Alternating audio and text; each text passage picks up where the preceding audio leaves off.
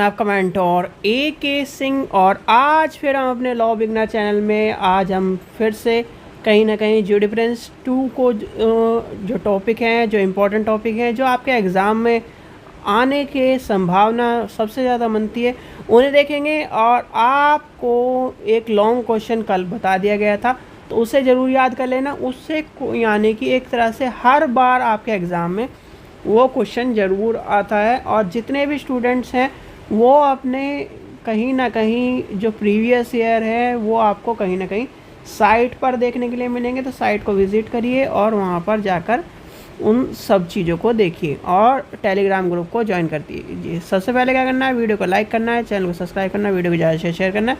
और चलते हैं अपने आज के टॉपिक पर। शॉर्ट क्वेश्चन देखते हैं। आज छोटे छोटे क्वेश्चन छोटी छोटी वीडियो के माध्यम से आपको बताए जाएंगे, जिससे आपको कहीं ना कहीं टॉपिक क्लियर हो जाए। आज हम 2 से 3 क्वेश्चन छोटे छोटे देखेंगे जिसमें हम चीज़ों को समझ सकें। तो सबसे पहला आपका आ जाता है, कब्जे के विभिन्न प्रकार बताइए। तो कब्जे के विभिन्न प्रकार क्या हैं? यानी कब्जा, सबसे आपसे पहले बात तो पूछने लगे भैया विधि शास्त्र में कब्जे कितने प्रकार के होते हैं। यानी कि आपसे कोई पूछने लगे विधि शास्त्र के अंतर्गत, आपके विधि शास्त्र के अंतर्गत कब्जे कितने प्रकार के होते हैं, तो कब्जे आपको पता होने चाहिए 5 प्रकार के बताए गए हैं। तो कब्जे में प्रकार कितने होते हैं? 5। ठीक है, कितने होते हैं? 5। तो नंबर 1 क्या है? नंबर 1 है आपका मूर्त एवं अमूर्त आधिपत्य। दूसरा है तथ्य और विधितः अपत्य। तीसरा है, दूसरा है आपको बता दें, तीसरा आपका है तात्कालीन और मध्यवर्ती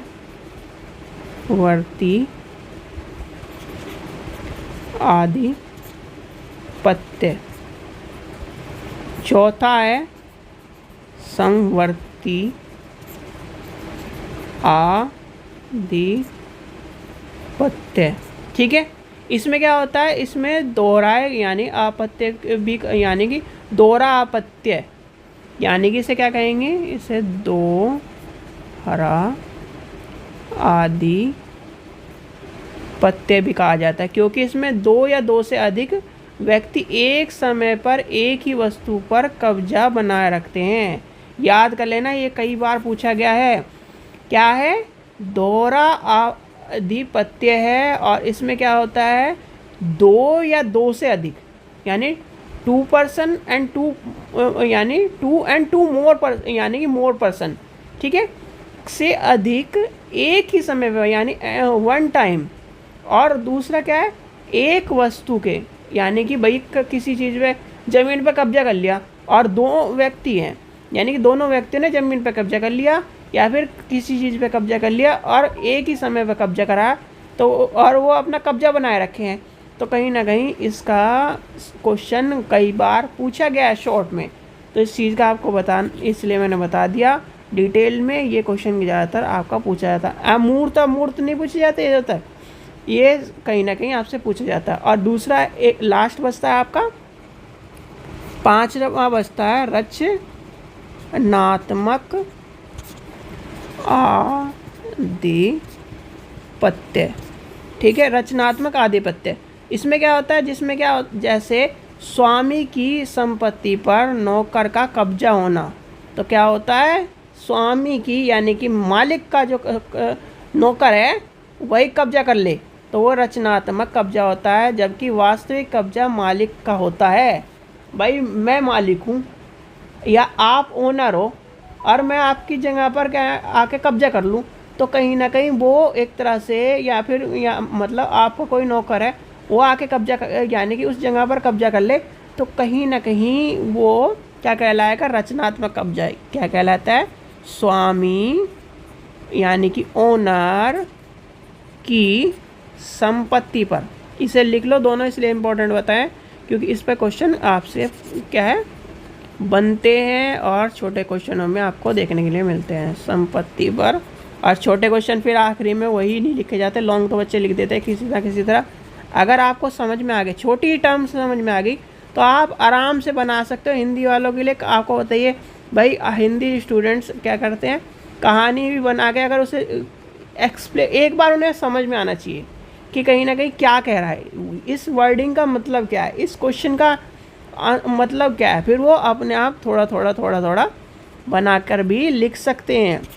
इंग्लिश में क्या है, इंग्लिश में लिमिटेड वर्ड है, लिमिटेड और कहीं ना कहीं चीज़ें कम लिखी जाती हैं, तो आपको इस चीज़ों का भी ध्यान रखना है। वास्तविक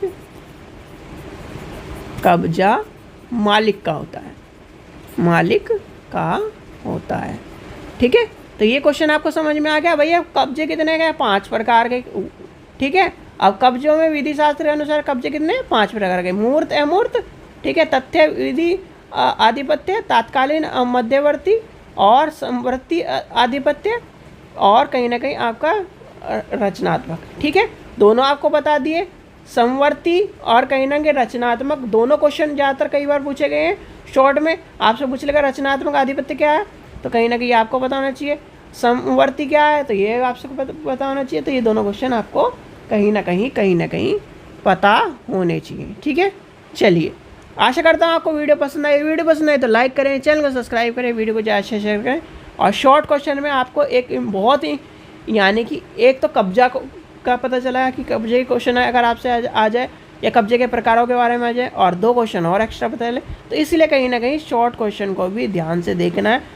ये मत सोचिए कि शॉर्ट क्वेश्चन 4 नंबर का, 4 एक नंबर से कहीं ना कहीं फर्स्ट डिवीज़न या फिर एक तरह से बच्चे फेल हो रहे हैं। ठीक है, इस चीज़ का भी ध्यान रखिए। चलिए, ठीक है बच्चों, चलिए, आशा करता हूँ आपको वीडियो पसंद आएगी। Thank you. और वहाँ पर जाइए, साइट पर क्या है ना, क्वेश्चन पेपर भी डल रहे हैं, आपके इंपॉर्टेंट टॉपिक्स भी डल रहे हैं, उनको ज़रूर देखिए। ठीक है, चलिए, थैंक यू।